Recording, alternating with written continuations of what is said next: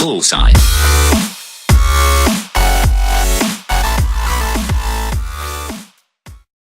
Olá pessoal, hoje vamos falar um pouco sobre o Partido Comunista do Brasil, também conhecido como PCB.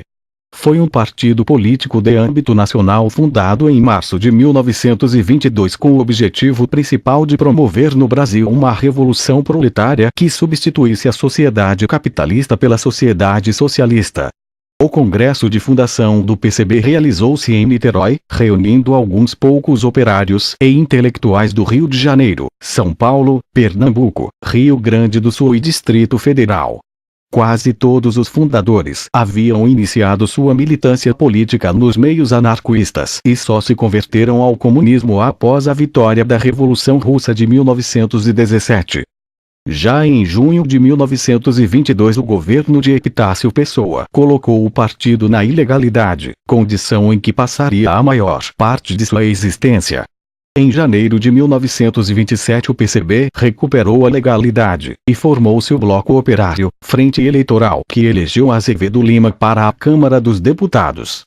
Já em agosto, porém, o PCB voltava a ser ilegal.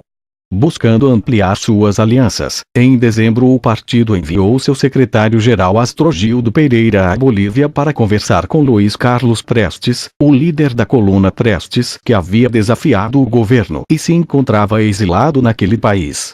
Em outubro, o Bloco Operário Camponês, BOC, nova denominação do Bloco Operário, elegeu 2 membros do PCB para o Conselho Municipal do Rio de Janeiro, Otávio Brandão e Minervino de Oliveira. Em 1929, Prestes foi convidado a disputar a eleição presidencial do ano seguinte na legenda do BOC, mas não aceitou. Disposto a não apoiar os candidatos apresentados, Júlio Prestes, pela situação, e Getúlio Vargas, pela oposição, o PCB lançou o nome do vereador carioca Minervino de Oliveira, que obteve uma votação inexpressiva. Em seguida o partido se negou a dar apoio à Revolução de 1930, por considerar o movimento uma simples luta entre grupos oligárquicos. Nessa época teve início, sob o estímulo da Internacional Comunista, um processo de mudanças no PCB caracterizado pela crítica política de alianças promovida nos anos anteriores, o que levou à dissolução do BOC e à substituição dos intelectuais que estavam na direção do partido por trabalhadores. Esse processo de proletarização foi responsável pela rejeição das iniciativas de Luiz Carlos Prestes, que desde o início da década de 1930 buscava aproximar-se do partido. Convidado em 1931 a morar na União Soviética pelas autoridades daquele país, Prestes só seria aceito no PCB em 1934, quando sua filiação foi imposta ao partido pela direção da Internacional Comunista. Em 1933, o PCB participou das eleições para a Assembleia Nacional Constituinte sob a legenda da União Operária e Camponesa, mas não conseguiu eleger nenhum de seus candidatos. O avanço internacional do nazifascismo e de seu similar brasileiro, o integralismo, fez surgir, em 1935, a Aliança Nacional Libertadora, ANL, da qual os comunistas participaram ao lado de outros setores de esquerda. Luiz Carlos Prestes, agora membro do PCB, foi aclamado presidente de honra da organização, e seu nome era aplaudido em cada manifestação pública da ANL. Apesar disso, porém, Prestes só retornou da União Soviética em abril de 1935, e aqui chegando manteve-se na clandestinidade, já que trazia instruções da Internacional Comunista para promover um levante armado com o objetivo de instaurar um governo popular, nacional e revolucionário no país. No segundo semestre de 1935, após a decretação de sua ilegalidade pelo governo, a ANL perdeu seu poder de mobilização.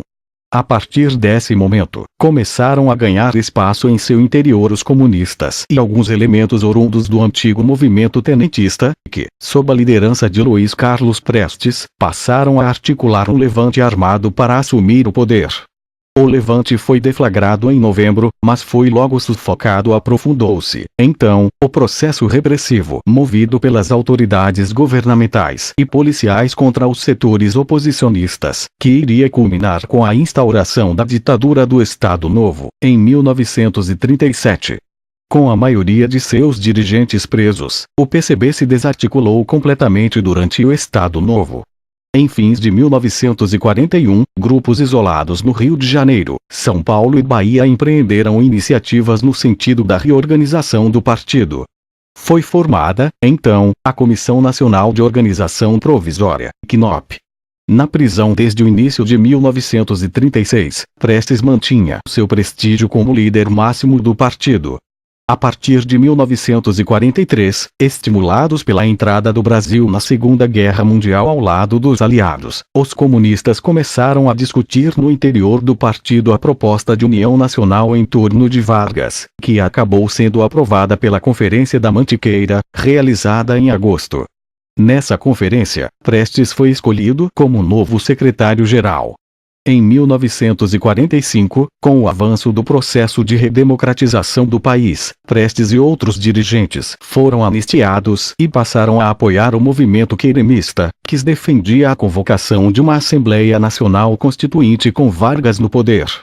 Em outubro ainda de 1945 o PCB retornou à legalidade, obtendo seu registro eleitoral. O enorme prestígio desfrutado pela União Soviética após o fim da Segunda Guerra Mundial contribuiu para que o partido obtivesse expressivo crescimento. Nas eleições presidenciais realizadas em dezembro, o PCB lançou a candidatura do ex-prefeito de Petrópolis, Iedo Fiuza, que não pertencia aos seus quadros. Fiuza obteve 10% do total de votos.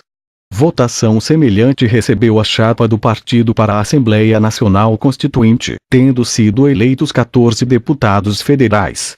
No Distrito Federal, Prestes foi eleito senador com enorme votação.